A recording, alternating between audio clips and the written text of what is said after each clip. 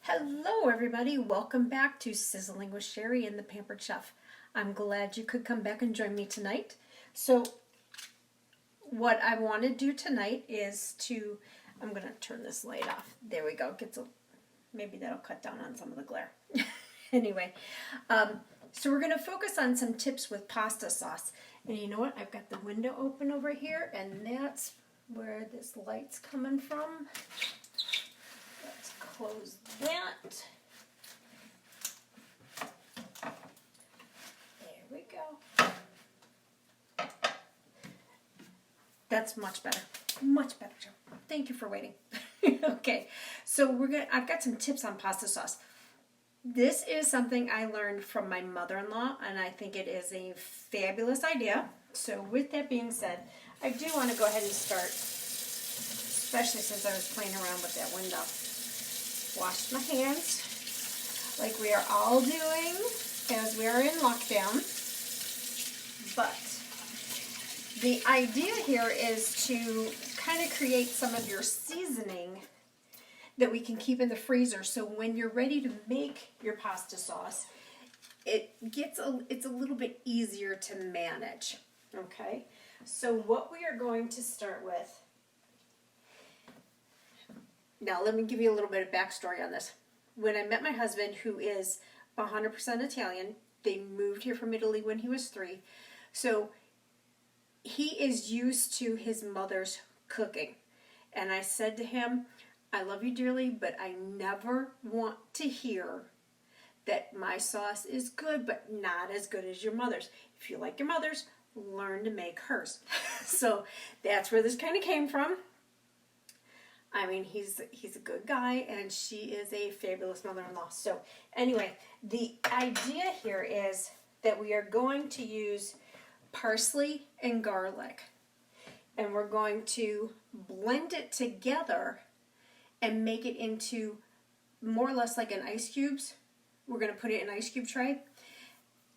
When he was asking his mom how she made her sauce, it was because they make their own sauce. They go pick tomatoes and make their own sauce that way. But you can do this with canned tomato sauce and paste or puree. She said it's a jar of tomato sauce and a couple of cubes of parsley garlic. He's like, what do you mean a couple cubes? So that's where this came from. So what I have here from my grocer down the street, this is fresh parsley. And I pulled out my food processor today. Now, let's plug this in too. That might help it go when I'm ready. There we go. Okay. So I don't need the stems, but with that being said, if you have some stems in there, it's not a major issue because it's all getting ground up. So here is our bunch of parsley. We're going to break it up, put it into the food processor, kind of put it around. Now, if you were here for my video yesterday, I had used some whole peeled garlic that I had bought at that grocer also. Now, yes, you can peel your own garlic, but I'll tell you what, for what they charge, and it's already done, you can't beat this situation. So I'm going to throw some of the cloves in here.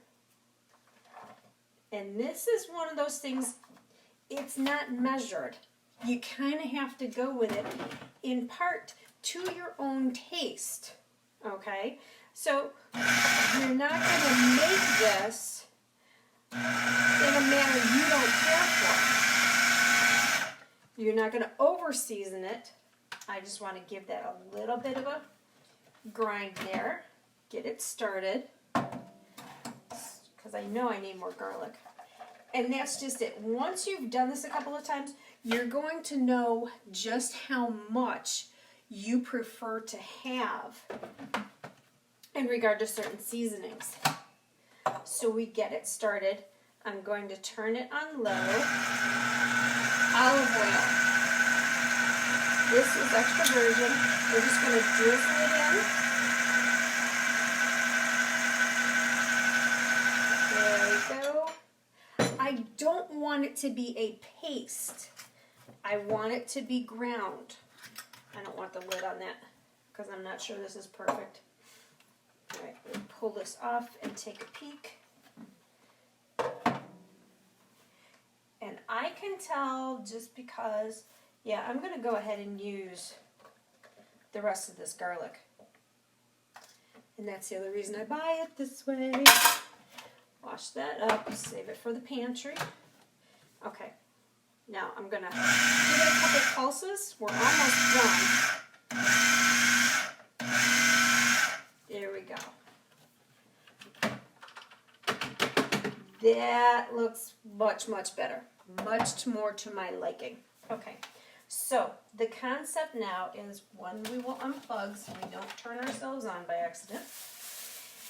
Save the bag from the produce bag because we can use that in the fridge for some other things. That's another day. So we will take this. There we go. And just spoon it into the different sections. Show you what I've got going on here. So I spooned it into the section. The idea now is you're going to use olive oil in your sauce. You go ahead and put olive oil in that section, each cube as you get it. Fill up the ice cube tray, put the oil in. That makes it a little bit easier to release later. It's more solid because the oil will freeze. And you can give it a little pry with a small paring knife. Excuse me. If you need to later on. So that is how then I take a couple of cubes of my parsley garlic mix, put it in with my sauce. Now, that's true if I'm using my in-laws' homemade sauce that they can. They did tell me this is the last year they're going tomato picking. My in-laws are, my husband is the youngest of 5, so my sister-in-laws are getting older. My oldest sister-in-law is the same age as my dad. So I have a pan of sauce here. And I'm going to move this out of the way. I will finish filling that up later and put that in the freezer. But I want to show you a couple other things so that you have some more things to play with as we move forward. There we go. Just get this out of my way. Okay, when I'm making my sauce, if I put it on the stove, this is a splatter guard. So I can turn it up, let it do its thing, and it's not going to make a mess on the stovetop. So this was 1 large can of tomato sauce, 1 large can of tomato puree. With that, once you empty the can, you want to make sure you get all the little tidbits, shall we say, of the sauce in the pot. So give the can a little bit of a rinse. Turn the water on low and just, run the can around like this and catch the water so it just dribbles down the sides a little bit. Give it a swish. Pour that into the sauce. You're going to let the sauce sit and thicken anyway. The water's not going to hurt. So that way you're not wasting anything. That's another one of those fun pieces. So now that we have sauce made, we're going to put it in the freezer. Again, part of our freezer meals. So I have a cup batter bowl. This guy is my friend in so many ways. That and zip top bags. Love them. So, I use these a lot for many, many things. Okay, so the batter bowl is going to hold our open bag. There we go. Stick that in there. And no, it doesn't hold it open completely. It does give it a place to stand and stay open.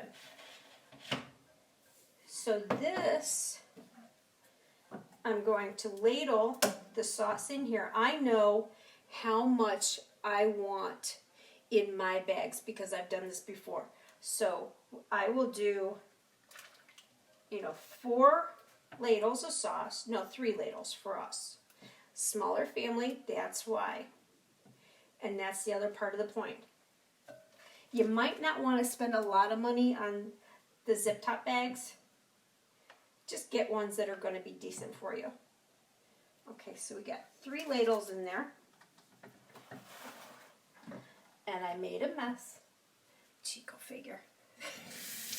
We'll give that a quick wipe down so I don't make a bigger mess. Right there on the rim. Okay, so what I want to do now is take this out, move my pan to the side, zip it up, but I'm not going to zip it all the way yet. I want to eliminate as much air as possible. So what I'm going to do is lay this on its side with that corner being open. You're going to kind of push the excess air out and flatten the sauce.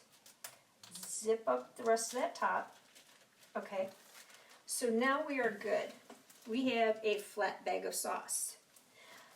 What we want to do is put that in the freezer. My bar pan. As you can see, mine is well used. Have had this since 2003. It's well used. The idea then is to lay the bags of sauce on a pan. I do use my stoneware. It does help it freeze up, is a big part of it. Okay, now I can put another bag on top of it, but I'm going to put the large end with all the sauce on it over here so that the open end would be over there. They kind of offset each other. I wouldn't put more than 3 on top of each other and put them in the freezer. They tend to kind of stick to each other. So that's the idea. You now have flat bags of sauce in your freezer. Forgive me, this season it's dry in here too. Okay, so you've got flat bags of sauce in the freezer. They're easier to store that way. That's the concept. We're not taking up a lot of room in the freezer because we're making all kinds of freezer meals. Okay, so now when you're ready to have, let's say, ravioli, cavatelli. Many people call it cavatelli. My in-laws call it cavatelli. You have a couple of options. If you get good bags, I would go ahead and dump it out, the sauce, into your pan and try and save the bag. I do reuse my zip top bags because in general I buy decent ones. They're not dead the first time. I can reuse them. Now, the other option would be to take it and snip the corner off. Right here. Come over close. Just cut this little corner off and pour the sauce out into your pan. You're not making a big mess. Then toss the bag. Which is why I said, not necessarily an expensive bag. Because you're going to toss that. Now, there's multitudes of things that you can do with that sauce. There's multiple sauces you can make in the same manner and freeze. And that's where I'm going with that. So the idea being, I need a glass of water. Okay. So, the idea being, again, we're saving room in the freezer. We're making meals for a whole week. We can go down the freezer and say, okay, this is what I'm going to make for dinner tomorrow. I'm not in the mood for that. You know, we talked about stroganoff the other day. I don't want to make stroganoff today. I'm not in the mood for that right now. Tomorrow I think I'll have pasta. So we grab a bag of sauce. Simple enough. Now, that's pretty much what I wanted to talk to you about today. Those are my tips for the sauce. Pro tips from the little Italian lady. She's my pro. I love her to pieces. Tomorrow is Wednesday. Okay, Wednesday and Thursday, and maybe even Friday, I want to work with you on some side dishes because Easter is Sunday. So we need to put some things together that way. One of my favorites, and I made this by accident. I was using up leftovers in the house, and it has been a huge hit. I know some of my in-laws had asked me for a copy of this recipe. I said, I don't have a recipe. Those are the best recipes, by the way. Ones you kind of come up with on your own. So tomorrow I'm going to make you a roasted cauliflower and quinoa salad. It is out of this world. And then Thursday, I want you to come back. I'm going to teach you how to make my mom's au gratin potatoes. It is a hit in the family, and it's super, super simple. If you've got the right tools, it makes it even easier. So with that being said, we've touched on the sauce. If you've got any questions, by all means, please just put them in the comments. And with that, I can't see your comments right now, but when I'm all done, I will go back and look over the comments and the suggestions, and I will get back to you. And I think that's Jen on there. Hi, Jen. So, if you want me to write something down, type share and let me know what it is you're looking for. Because today I wasn't really specific on a recipe to share with you. But I'd be happy to share anything with you. And I thank you so much for stopping in today. I look forward to seeing you again tomorrow. And I hope that you would, because we'll have that roasted cauliflower and quinoa salad. It's just out of this world. You're going to love it. So I want to thank you for stopping in today. And I will see you again tomorrow, I hope. In the meantime, I want you to stay home, be safe, and be well. Thank you again. Bye.